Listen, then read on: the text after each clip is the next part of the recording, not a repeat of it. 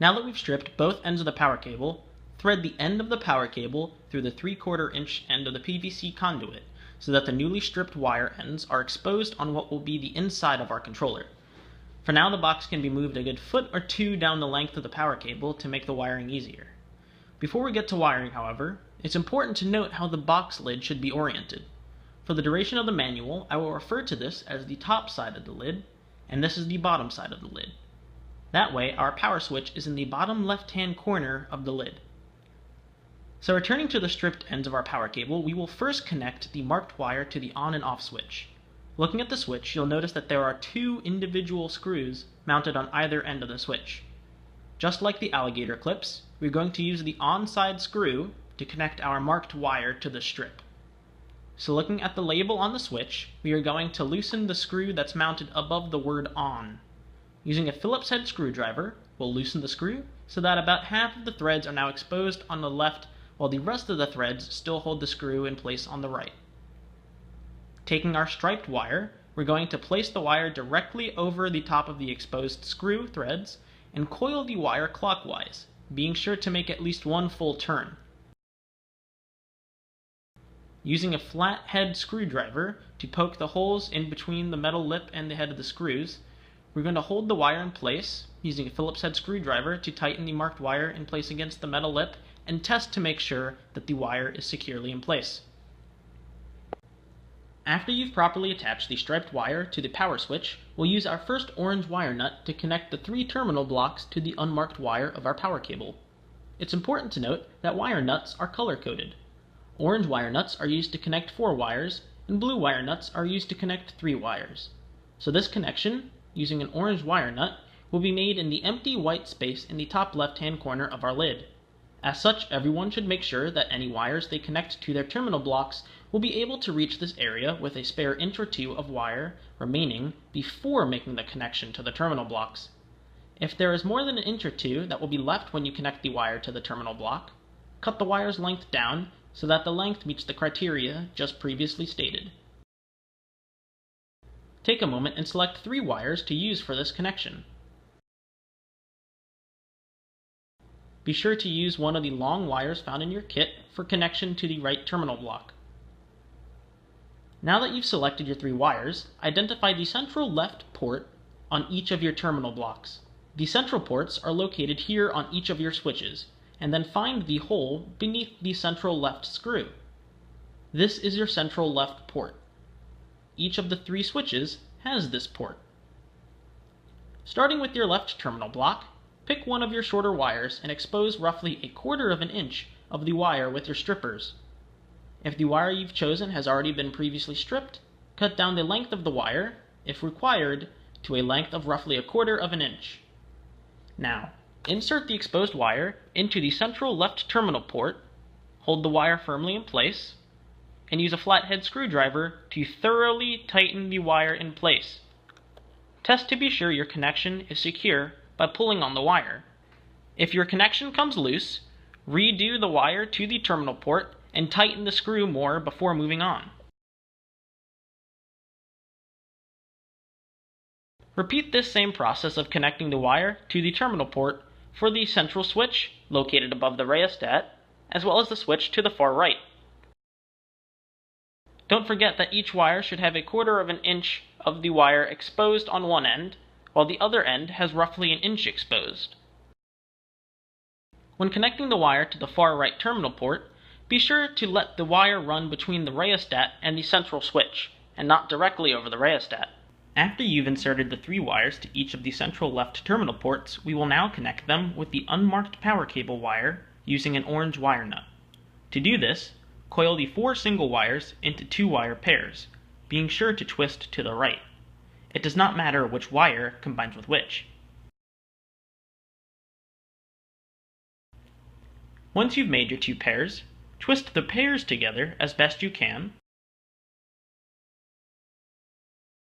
Hold all 4 wires together roughly 1 inch below the connection and use one of your 2 orange wire nuts to join the wires in place. Be sure to twist the wire nut clockwise and only stop doing so when the wire nut will no longer twist.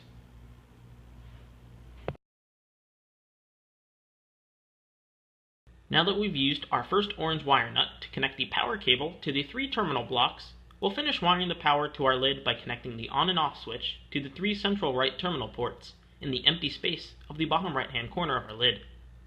To do this, we'll need to set up our rheostat wiring. This will entail connecting our central motor switch to one of the rheostat screws. Take a moment to locate the central right terminal port on your central motor switch. Using a single piece of speaker wire that's long enough to reach the bottom of the lid from the central port, strip one end of the wire to expose roughly 1/4 of an inch, while stripping the other side of roughly 1 inch of its lining. Next, insert the 1/4 inch long strip into the central right terminal port, and use a flathead screwdriver to tighten the wire in place. Once the wire is secure, lead the other end around the side of the rheostat, under the wire from the right terminal block to the center rheostat screw. Just like with the alligator clips, we will wrap the inch of exposed wire around the threads of this rheostat screw. Be sure to do this above the metal lip, and not below it. Being sure to get as tight a wrap as possible around the rheostat screw, hold the wire in place, and use a Phillips head screwdriver to twist the head of the screw down against the metal lip, securing the wire against it. Then, spin the rheostat nut up against the bottom of the metal lip, use pliers to hold the nut in place as you tighten the screw with your screwdriver, and finally, tuck the wire behind the other rheostat screw, against the rheostat itself. Next, we're going to take one of our shorter wires and connect it to our other rheostat screw. Unlike the previous wires, however, this wire will have both ends stripped of 1 inch of lining, rather than just one end. Be sure this wire will reach the bottom right-hand corner of your lid once it's secured to the rheostat. Now, following the same procedure previously executed, wrap one end of your wire tightly around the threads of the right rheostat screw, hold the wire firmly in place, and use a Phillips head screwdriver to twist the screw into place against the metal lip. Spin the rheostat nut up against the bottom side of the metal lip, use a pair of pliers to hold the nut in its place, and use a screwdriver to tighten the screw.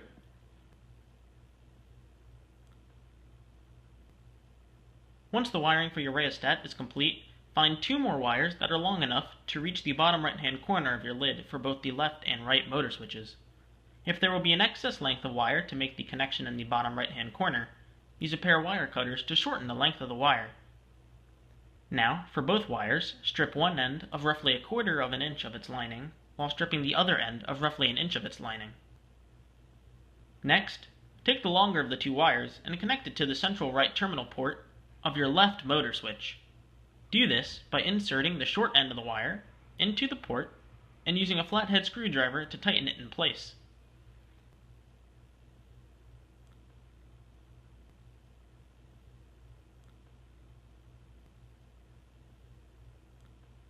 Once accomplished, guide this wire down the bottom side of the rheostat and twist it together with the other end of your right rheostat screw wire. Do not let the wire go directly over the rheostat.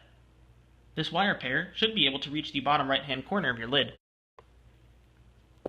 Next, take your other wire that you've just stripped and insert its short end into the central right terminal port of your right motor switch. Just like with your left motor switch, use a flathead screwdriver to tighten the wire in place. Finally, find a third wire that can reach the bottom right-hand corner of your lid from the on and off switch. Once found, strip both ends of this wire of roughly 1 inch of its lining. Then, using a Phillips head screwdriver, loosen the off-side screw on your on and off switch so that roughly half of the threads are exposed on the right side of the metal lip. Next, take one end of your wire and coil it clockwise around the threads of the screw. Hold the wires in place and tighten the screw with your screwdriver back against the metal lip.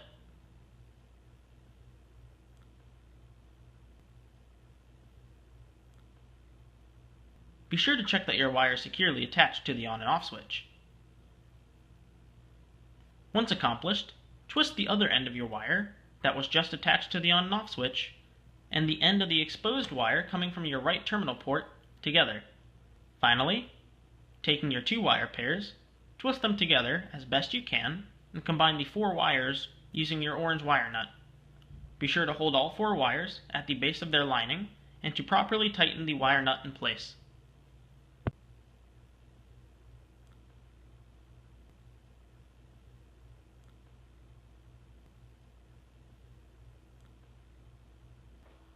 Now that we've completed the wiring for the power in our controller, the final step for wiring our controller is to connect our tether to the individual motor switches. To do this, we'll need to complete the direct wiring of our motor switches. Notice how each terminal block has 4 empty ports remaining, 2 on each side. This should be a total of 12 ports that at current remain empty. Taking our last 12 wires, cut each length down to 2.5 inches and expose 1/4 inch of the wire on one end and roughly 3/4 of an inch on the other end. Once your 12 remaining wires look like this, select 2 of your wires to mount to your left motor switch. Take the short end of one wire and insert it into the top left terminal port. Secure the wire in place using a flathead screwdriver.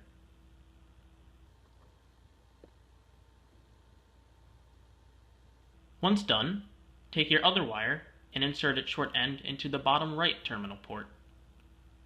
Secure the wire in place using a flathead screwdriver.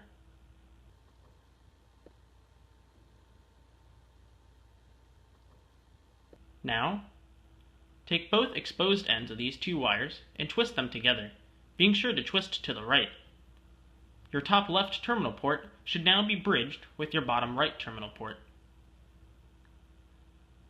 There should be 2 terminal ports that remain empty on your left motor switch. Select 2 more wires and then connect them to your bottom left and top right terminal ports.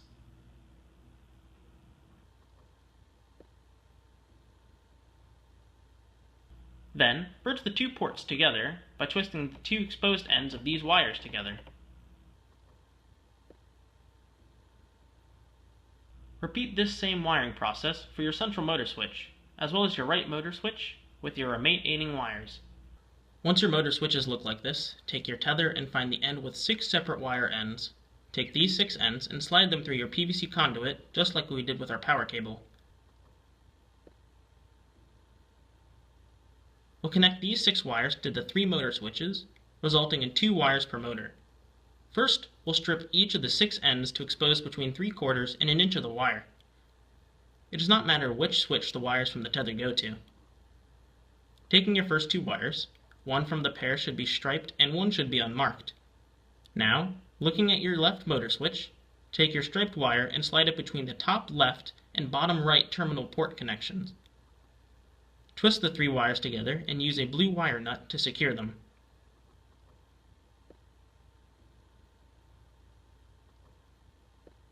Now, take your unmarked wire and slide it between the bottom left and top right terminal port connection. Twist the 3 wires together and use a blue wire nut to secure them.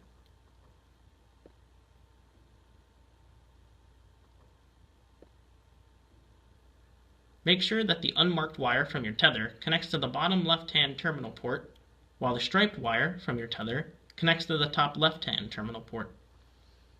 Once you're sure your connections have been correctly made, connect your second wire pair to the central motor switch and your third wire pair to the right motor switch. Be sure your wires are joined the same way on the other 2 switches as they are on your left motor switch. Check each connection once you've used your 6th and final wire nut. Next, slide the box of your controller up to your lid and put the 2 together. Making sure that your on and off switch will be catty-cornered to the PVC conduit on the bottom end of the box. Pull the wires free from the interior of your box as best you can without yanking them from their connections inside the controller. Finally, take your rheostat knob and secure it to the metal peg coming out from the top of your lid. To do this, notice how the metal peg from your rheostat has a flat side to it. When sliding the knob onto the peg, make sure that the screw you use to tighten the knob to the rheostat will tighten into the flat surface of the peg. Use a flathead screwdriver to tighten the knob onto your rheostat and test to be sure the knob will not come loose.